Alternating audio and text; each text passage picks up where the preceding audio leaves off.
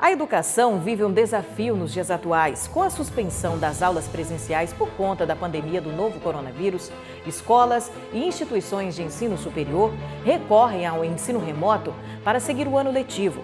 A mudança exigiu adaptação rápida dos professores, capacitação, além de pesquisas sobre o perfil social de cada estudante. É sobre isso que você vai ver no Universiência de hoje e vai ver também. Nesta edição, veja como as universidades públicas do estado se preparam para o ensino remoto emergencial.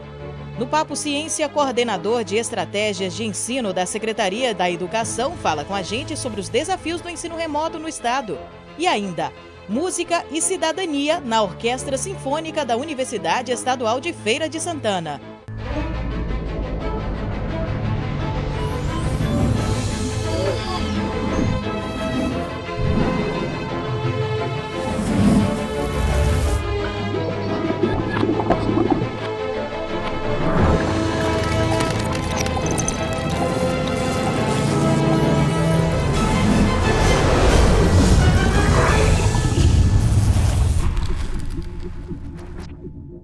O ensino remoto emergencial se tornou uma realidade diante do cenário em que vivemos.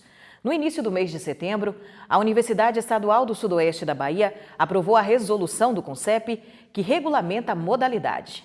Forçadas a suspender as atividades presenciais por conta da pandemia, as universidades estaduais buscam soluções para retomar o semestre letivo.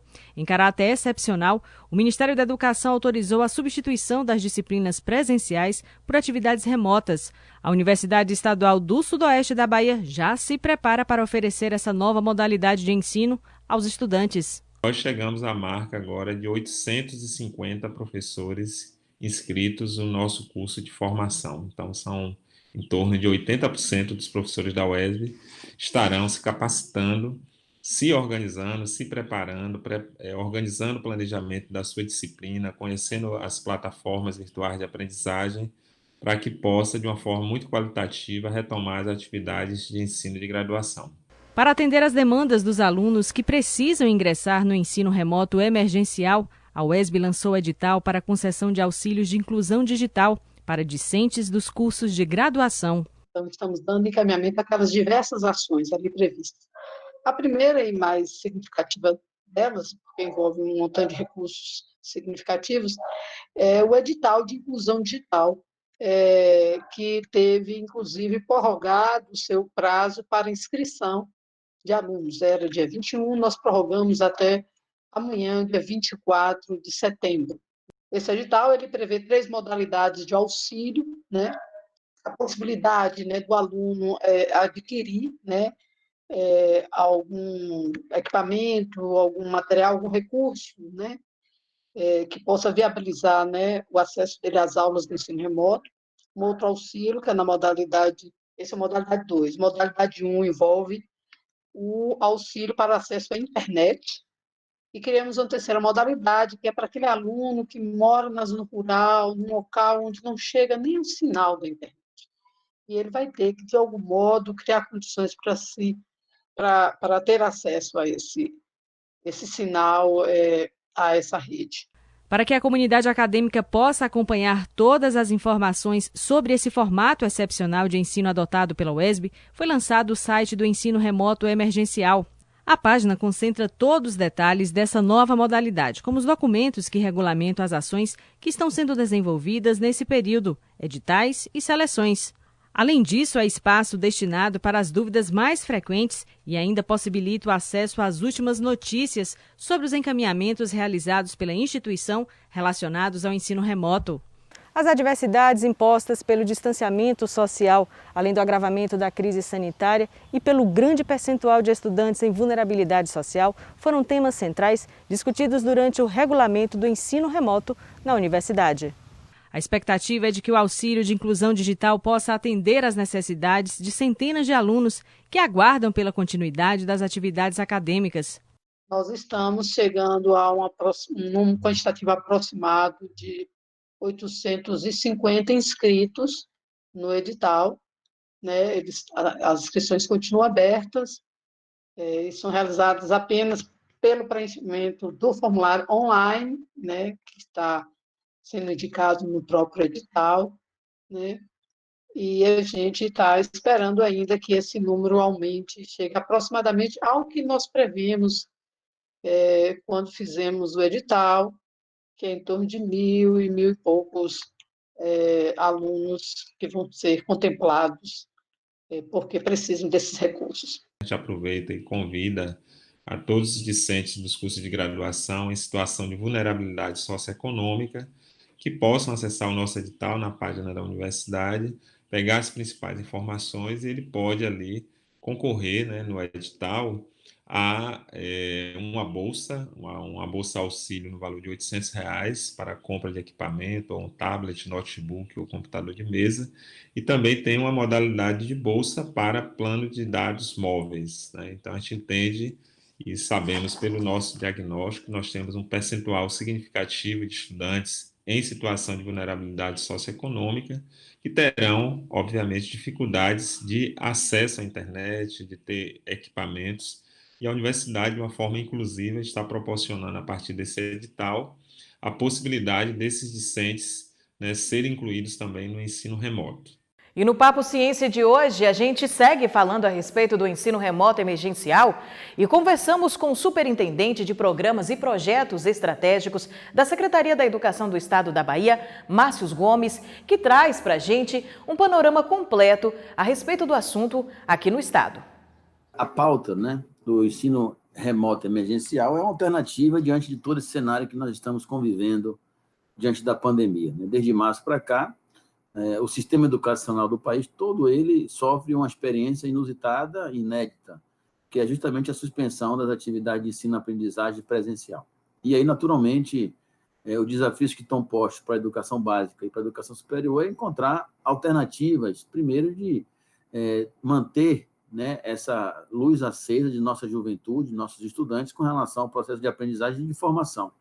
As universidades públicas, em específico do estado, né, da Bahia, e as nossas 4 estaduais, têm se dedicado, através dos nossos reitores, a pensar em algumas estratégias, né? Dentre elas, compreende necessário retomar as atividades a partir desse plano, desse retorno emergencial, que envolve aí o ensino remoto. Então, a gente entende que o cenário que a Covid trouxe a nível educacional, naturalmente, nossas universidades públicas deveriam estar identificando esses mecanismos. É importante salientar que, quando a gente chama do emergencial, justamente esses conceitos que ainda temos algumas resistências, né, natural, quando a gente fala da educação pública, em compreender o que é, de fato, educação à distância, que é desenvolvido por algumas instituições no país de cunho privado, e o que nós estamos pensando para esse momento, que é de substituição temporária, emergencial, considerando aí o cenário e a necessidade de retomar as atividades acadêmicas com nossas universidades públicas.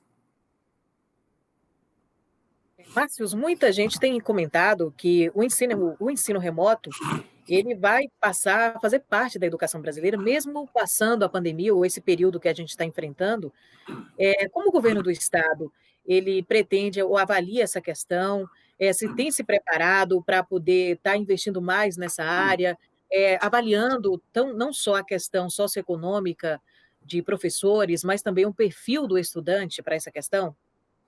Pronto. Cristiano, você traz aí pelo menos um importante tema. Primeiro é a comunidade acadêmica, né? Nossos técnicos, professores e estudantes. E aí cada um tem uma necessidade diferente nesse processo de retomada de uma atividade emergencial remota, né?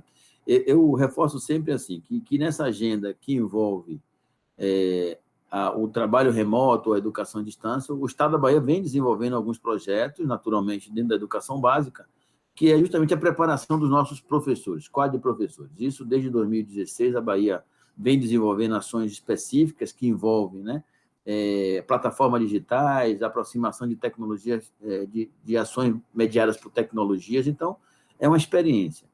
E recordando também que parte das nossas, diria assim, que a normatização que envolve as universidades públicas já tinha na sua origem a oferta, né, remota, mas não da forma que está sendo apresentada como uma necessidade de uma nova experiência para lidar com a questão do cenário da Covid. Então, a gente sabe que a graduação permite até 20%, por exemplo, da oferta de educação à distância, né, de nossos componentes curriculares.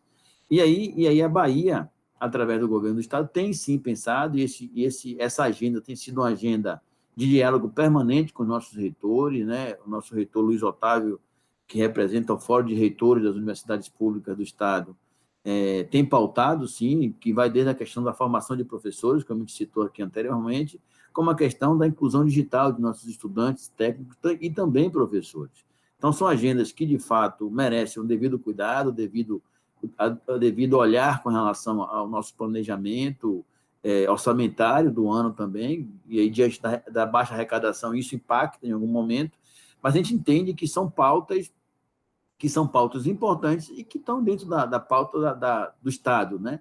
Porque a gente compreende hoje, numa comunidade de mais de 60 mil estudantes, quando a gente fala das 4 universidades estaduais, que pode chegar aí a um número consideravelmente expressivo, se a gente falar das 12 instituições públicas do Estado, mais de 1 milhão de estudantes hoje, nós estamos sem acesso à aprendizagem, né? Seja da educação básica ou da educação superior.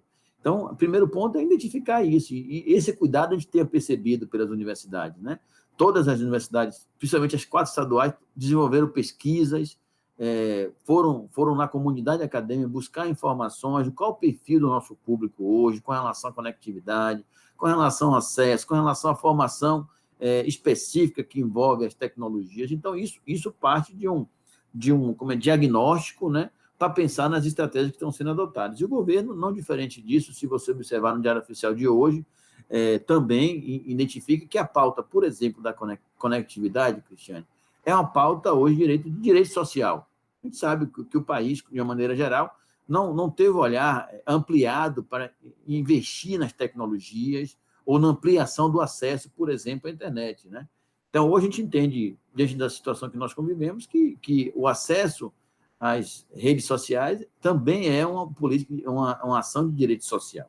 E aí, o grande enfrentamento que nós temos pela dimensão do Estado da Bahia, né, com o número de municípios, a sua base territorial enorme, é justamente isso, fazer com que os estudantes, independente da sua localização, e a gente sabe que nossas universidades estaduais têm uma grande abrangência, né, os estudantes não são só de Conquista, só é de Jequié, ou é apenas de um campus específico também, que me fugiu o nome aqui agora, né? Mas os estudantes são da região do estado, da região sudoeste, né?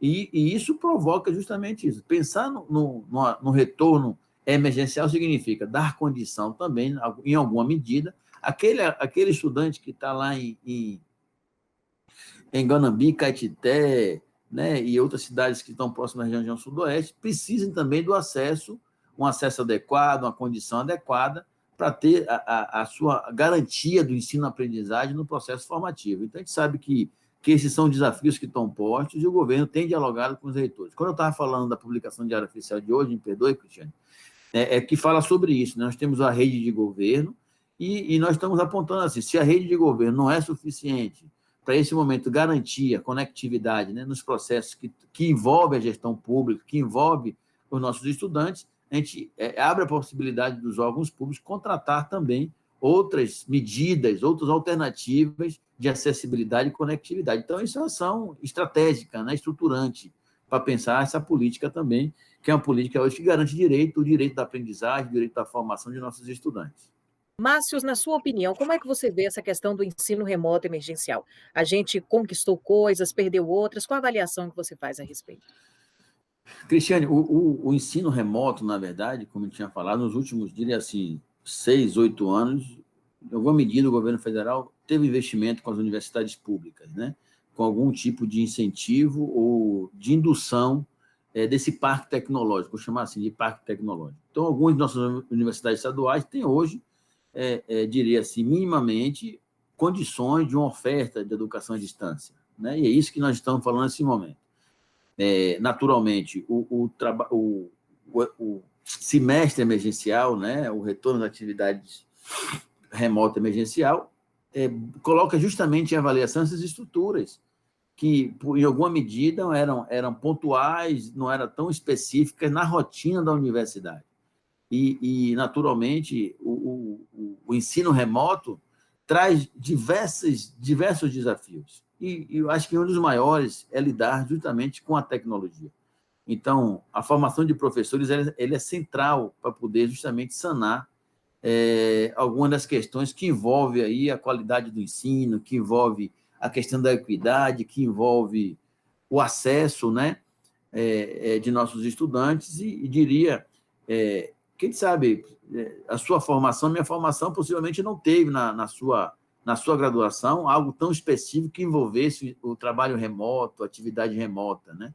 Podia termos lá 1 ou 2 componentes. Isso é a realidade de muitos dos nossos colegas professores universitários que estão aí com esse desafio na mão, né? De poder, a partir das experiências que estão sendo postas de forma também emergencial, identificar alternativas para lidar com esse novo mecanismo, né? Então, eu diria que o ponto central, para além dos investimentos de conectividade, de infraestrutura, é central a questão da formação de professores. Eu acho que nós temos também acompanhado esse movimento das universidades públicas, de uma maneira geral. A UESB tem feito um processo muito bacana, que tem chamado de familiarização do docente em ambientes virtuais, né, que é a formação do professor, preparando o quadro. Então, a gente tem visto isso na UNEB, na UFES, na UESC também, que é necessário e emergencial também pensar na formação para a gente diminuir justamente os impactos que estão postos pela Covid. Aproveita então e deixe uma mensagem para os professores, para os alunos que irão ou que estão se preparando, que já estão no processo aí dessa nova realidade da educação pública, que é o ensino remoto emergencial. Cristiane, acho que a minha mensagem, em nome da Secretaria de Estado, em nome do secretário Jerônimo, é muito mais no sentido de a gente poder compreender que o cenário que está posto é um cenário de cooperação, de colaboração, né? E aí o exercício da secretaria, todo dia que nós aqui estamos pensando, né, no possível retorno das atividades, seja ela remota, híbrida ou presencial, não perdendo de vista o que o governador Rui Costa sempre coloca, a preservação da vida é, acima de tudo, importante, mas o olhar para a diminuição de impactos ele é essencial para esse processo. E aí eu pensar na colaboração, porque a gente precisa, primeiro, reconhecer, Cristiane, que existe uma articulação muito presente hoje dos reitores, junto com a Secretaria de Estado, junto com a Secretaria de Educação, de propor alternativas, de encontrar caminhos e de pensar justamente de como esse processo, a educação superior e a educação básica, podem fortalecer ou diminuir esses impactos que eu citei anteriormente. Então, a gente reconhece, por exemplo, a relação hoje de programas que é do governo federal. Nós estamos aqui no debate com nossos colegas das pró-reitorias de graduação para pensar nas alternativas do retorno do PIBI de residência. Você deve saber o que é o programa de iniciação à docência, a residência pedagógica, porque as obrigatoriedades do programa do governo federal, que tem baixa sensibilidade para o processo dentro dos estados, é de poder só colocar na rua os programas a partir do retorno de um calendário, né? Do retorno ao calendário. E a gente tem pautado que a rede, mesmo com a suspensão do calendário das atividades em sala de aula, tem tido trabalhos brilhantes com o quadro de professores da educação básica. Então, a nossa mensagem é que a gente possa fortalecer ainda mais essa relação da educação básica com a educação superior, no momento de cooperação, no momento de esperança, porque é isso que todos nós estamos passando, seja governo, seja instituições públicas, de reinventar, de repensar possibilidades formativas, de repensar a gestão pública, a partir desse grande desafio que nós temos aí, de uma realidade muito distante daquela que nós poderíamos imaginar para a educação do país. Então, acho que é um pouco disso, e a gente agradece a oportunidade, a disponibilidade, e nos colocamos à disposição aí para poder construir ainda mais e fortalecer uma agenda que pense nossa juventude, que pense nossos professores e técnicos das universidades públicas também. Marcos, a gente que agradece a participação, tá bom? E deixa o espaço sempre aberto, quando quiser trazer todas as informações, qualquer novidade a respeito aí da Superintendência de Programas e Projetos Estratégicos da Secretaria da Educação do Estado da Bahia. Ok, Cristiane. Um grande abraço. Obrigado.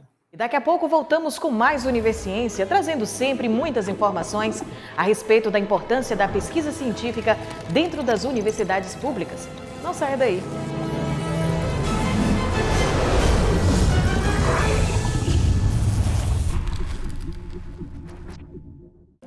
O uso de máscara é a maior prova de cuidado, pois ela pode reduzir consideravelmente o risco de contágio do novo coronavírus. Quando você está em um mesmo ambiente que outra pessoa contaminada pela Covid-19 e nem você e nem ela utilizam a máscara, o risco de contágio é muito alto. mas quando vocês passam a fazer uso da máscara, o contágio é reduzido consideravelmente, garantindo a sua segurança e a de outras pessoas. Continue fazendo a sua parte, fique em casa, mas se precisar sair, use máscara e salve vidas. Uma campanha do Sistema WESB de Rádio e Televisão Educativas. Informação, formação e conhecimento. A alegria da infância já contagiou a programação do seu canal 4.1. Feliz Dia das Crianças, surte! Sistema WESB de Rádio e Televisão Educativas. Informação, formação e conhecimento.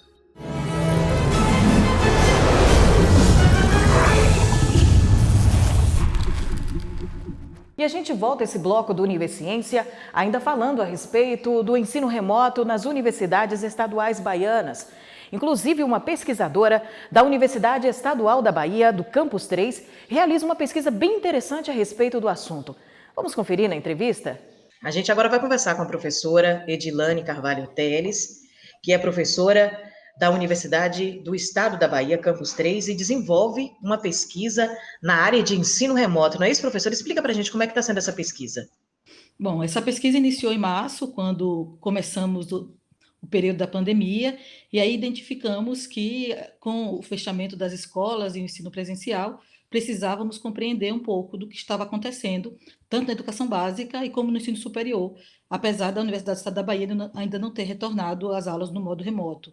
Então, iniciamos a partir da escuta de pais, professores e alunos, com 2 questionários que disponibilizamos isso nas redes sociais, professores que responderam de vários estados, assim como alunos e pais. Alunos e pais respondem em quantidade menor, entretanto, isso nos aponta um pouco do panorama do que eles pensam sobre o ensino remoto, das dificuldades e também dos ganhos, mas também das muitas lacunas que são deixadas aí, apesar da pesquisa ser feita apenas com um fragmento, né? É apenas uma parcela, e uma parcela muito espalhada, porque tem pessoas que respondem de vários estados do nosso país, né? Sul, Sudeste, Nordeste.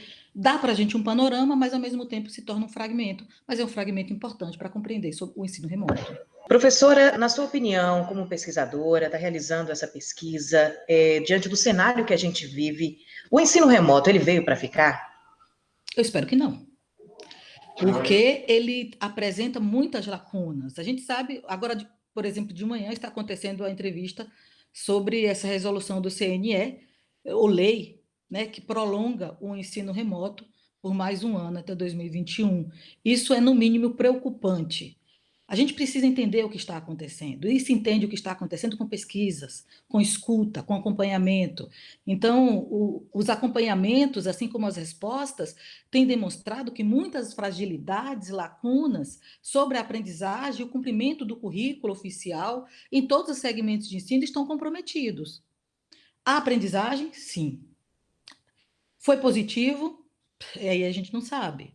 Até onde isso vai trazer contribuições para as formações, é preciso identificar e investigar. Se tem algo que eu posso identificar como pesquisadora da área de educomunicação, é que nos apropriamos mais dos meios e processos comunicacionais, isso é positivo. Buscamos aprender outras plataformas para dar conta e viabilizar o nosso próprio trabalho, a nossa ação profissional.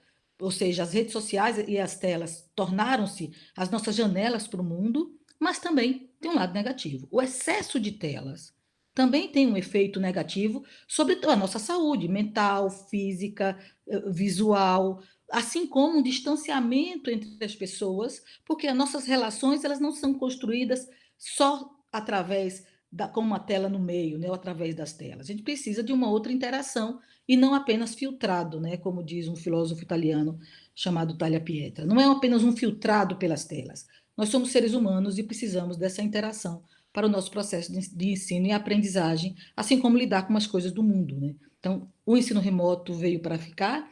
Não. Mas se você me perguntar, o ensino ele pode ocorrer uma transformação? Eu espero que sim. Eu espero para uma apropriação melhor e mais crítica, reflexiva e de um uso, né, mais inclusivo das mídias e tecnologias nos contextos de formações e currículos de diversos segmentos, e isso, de certa forma, é positivo. Mas eu espero que voltemos a uma normalidade quando for possível e seguro para todos. qual a previsão da conclusão dessa pesquisa? Nós já estamos em fase de conclusão da primeira etapa, já em construção de alguns materiais, já temos alguns resultados, como proposição de extensão. A primeira proposição de extensão foi um curso voltado para os professores e profissionais e pesquisadores da educação infantil, onde nós realizamos um curso de abordagens pedagógicas para a infância, que iniciou em agosto e finalizamos a semana passada. Então, a cada semana discutíamos e conversávamos ou pesquisávamos um tema ou uma abordagem, isso porque identificamos na pesquisa que o segmento de ensino que mais foi prejudicado foi a educação infantil, exatamente porque o ensino remoto com a educação infantil se tornou muito difícil ou inviável. Diante disso, a gente já sabe que muitas escolas, principalmente privadas, aí correndo o risco de fechar, chegando, segundo algumas pesquisas, a 80% de fechamento das escolas. Por isso, realizamos essa formação, que está lá no nosso canal Polifonia, no YouTube. Quem colocar o canal Polifonia vai encontrar lá parte dessas formações. E estamos realizando agora uma outra formação, que é sobre a interface educação e comunicação, onde investigamos as mídias e tecnologias.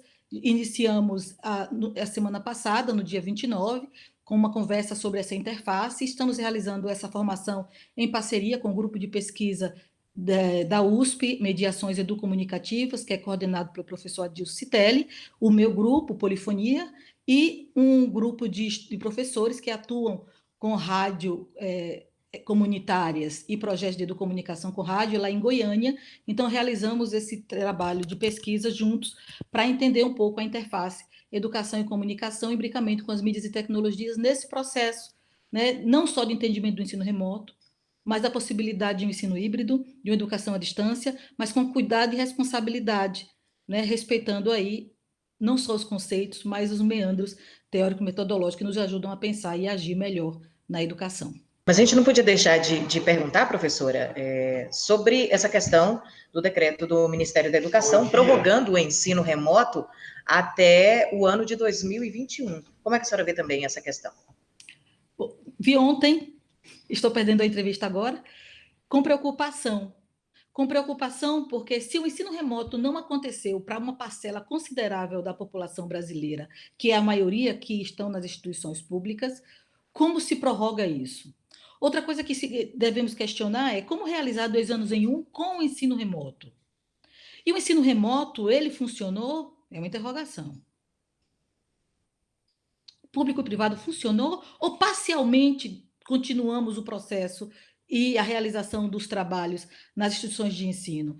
A meu ver, demos continuidade ao trabalho, isso é positivo, tivemos ganhos também nesse processo, mas as lacunas e as fragilidades, elas serão identificadas como uma pesquisa cuidadosa, não só de escuta, mas de acompanhamento dos conhecimentos e as produções de uma forma que identifique o que é que ficou como construto nos segmentos de ensino. Porque o que a gente tem visto é as instituições privadas dizerem e vangloriarem que 100% do seu alunado está frequentando, e o que a gente tem visto é que as instituições públicas não, por inúmeras questões que a gente sabe no nosso país, de exclusão, mas que a gente precisa de uma política não apenas regional, mas nacional. Então, a política voltada para todos esses segmentos tem que ser ela nacional, mas se o ensino remoto não atendeu a todos, como prolongar por mais um ano? Professora, eu quero agradecer sua participação com a gente, viu? Parabéns pela pesquisa, sucesso, e a gente vai sempre deixar o espaço aberto aqui do Universiência, da TV UESB, para que quando a senhora tiver os resultados, mais resultados referentes a essa pesquisa ou qualquer outro trabalho que a senhora esteja desenvolvendo, para poder estar apresentando aqui para a gente, tá bom? Ok, como resultado, posso apresentar 2. Será publicado um artigo no livro, na Universidade Federal do Mato Grosso do Sul, e vai ser publicado também um artigo na revista da Universidade Federal do Vale do São Francisco, que é pensando essa interface aí do ensino remoto com a infância e as tecnologias. Então, muito obrigada, prazer é todo meu. E a Universidade Estadual de Santa Cruz, no sul da Bahia, também está atenta ao ensino remoto emergencial. Após várias avaliações pelos conselhos superiores, né, Consul e Concep, sobre a impossibilidade de retornar às atividades presenciais, várias ações foram realizadas. Inicialmente foi realizada a constituição de uma comissão E essa comissão envolvendo as pró-reitorias, os vários segmentos da universidade, a FUSC, a DUSC, representação discente, representação dos departamentos e dos colegiados. E com isso foi realizado um estudo e uma pesquisa junto à comunidade acadêmica ao longo de 2 meses, cujo relatório foi apresentado ao Consul e nesse sentido ele pôde deliberar sobre o ensino não presencial. Posteriormente, foi constituída uma comissão pelo CONCEP, que resultou na Resolução 38/2020, que trata dessa questão, para o ensino de graduação de forma excepcional, temporária e não presencial em um trimestre, que será iniciado no dia 5 de outubro e finalizado em 10 de dezembro deste ano. E o Universiência ainda não acabou, a gente volta já já.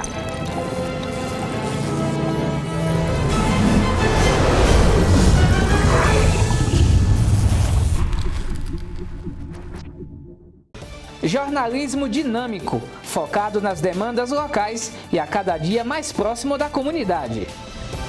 O UESB Notícias é de segunda a sexta, às 11h50 da manhã e às 6 da tarde, aqui na sua TV UESB.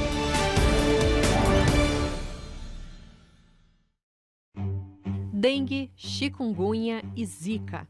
O perigo triplicou e a sua responsabilidade também. Os criadouros do mosquito podem estar na sua casa e isso é muito perigoso. Por isso é bom tomar alguns cuidados. Não deixar água acumulada em pneus, manter caixas d'água bem fechadas, evitar o acúmulo de água em garrafas e brinquedos e eliminar os pratinhos de plantas. Todo cuidado é pouco. É bom ficar atento aos sintomas. Se você tiver com febre alta, manchas vermelhas pelo corpo, dor de cabeça ou atrás dos olhos, dores nas articulações, não se automedique. Pode ser perigoso. Procure imediatamente a unidade mais próxima da sua casa. Faça sua parte. Juntos, nós podemos combater o mosquito.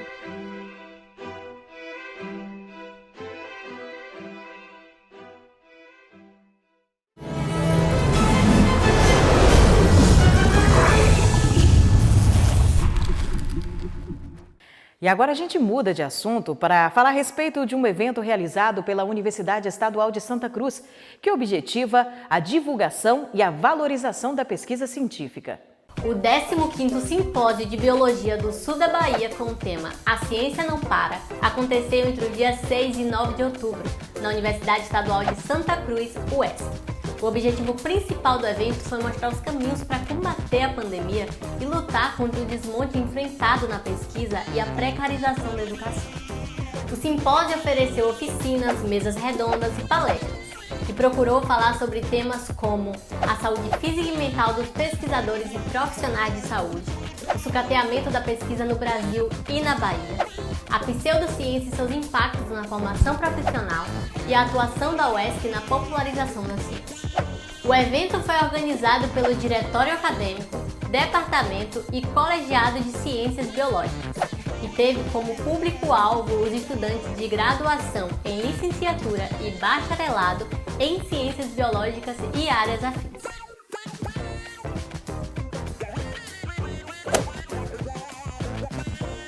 Os novos tempos podem trazer novas oportunidades. E a Orquestra Sinfônica da Universidade Estadual de Feira de Santana sabe bem disso. Agora, realiza encontros virtuais.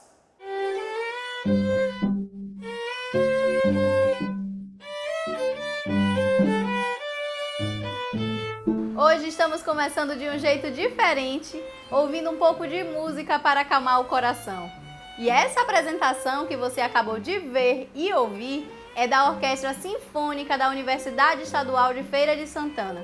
O grupo que iniciou há 5 anos, agora está levando música para todos com encontros virtuais através da internet. Surgiu a ideia de realizar gravações virtuais com edição de vídeos para compor o nosso programa que vínhamos ensaiando antes da suspensão das atividades, que é o programa Música de Cinema. Cada músico grava em casa, individualmente, com seu instrumento. Depois esse material é editado separadamente e só então junta os vídeos de todos os integrantes para sincronizar a apresentação. Rosine Cerqueira é professor aposentado da universidade e um dos músicos da orquestra. Ele conta pra gente como tem sido essa experiência. Apesar do distanciamento, estamos realizando o nosso sonho, que é individual e é também coletivo, de manter viva a Orquestra Sinfônica da UFES. A Orquestra Sinfônica da UFES é comunitária, formada por voluntários, entre músicos da região, pessoas da comunidade, além de professores e alunos da instituição. Ladson é bolsista e participa da orquestra há 2 anos, onde toca violino. Para ele, participar dos encontros virtuais tem sido muito produtivo. Está sendo muito interessante, porque a gente mantém nossa mente ocupada, a gente mantém a nossa produtividade ativa e é muito bom todo esse respaldo que a orquestra tem dado a gente nesse momento. Os encontros virtuais da Orquestra Sinfônica da UFES podem ser acompanhados através da página do grupo no Instagram. E fique ligado, porque além desses encontros, a orquestra está realizando lives e masterclasses e preparando um novo encontro com outros músicos da região de Feira de Santana. Para encerrar, bora ouvir um pouquinho mais de música?